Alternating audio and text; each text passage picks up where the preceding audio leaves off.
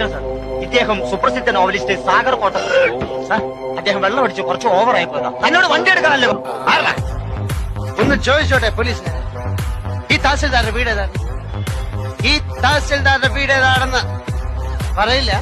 ഓ, അപ്പോഴേക്കും പിണങ്ങിയോ?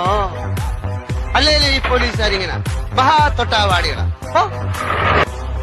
ഡ്രൈവറെ, തഹസിൽദാരുടെ വീടല്ലേ? ചോദിച്ചു ആജ്ഞാപിക്കരുത്, അപേക്ഷിക്കൂ. ഇയാള് വണ്ടി എടുക്കുക. വണ്ടി ഞാൻ എടുക്കും. എന്റെ പൊന്ന് സാഗർ സാറെ, ഇനി ആ തീക്കളി വേണ്ട. ഒരു മണിക്കൂർ നേരം മരണത്തെ മുന്നേ കണ്ടുകൊണ്ടാ ഞാൻ ഈ വണ്ടിയിലിരുന്നത്. മരണം രംഗബോധമില്ലാത്തൊരു കോമാളിയാണ്. ആഗ്രഹിച്ചിരിക്കുമ്പോൾ അവൻ വരില്ല, പ്രതീക്ഷിച്ചിരിക്കുമ്പോൾ അവൻ വരില്ല. വെടിയുണ്ടയുടെയും ബോംബിന്റെയും ഇടയിൽ കിടന്ന് യുദ്ധം ചെയ്യുന്ന പട്ടാളക്കാരൻ ലീവ് കിട്ടി നാട്ടിലെത്തുമ്പോ സ്വന്തം പെരടത്തിലെ തേങ്ങ വീണായിരിക്കും മരിക്കുന്നത്. വണ്ടി പുറകോട്ടെടുക്കാൻ മുമ്പോട്ട് വെച്ച കാർ പുറകോട്ടെടുക്കുന്നവനല്ല ഈ സാഗർ കോട്ട.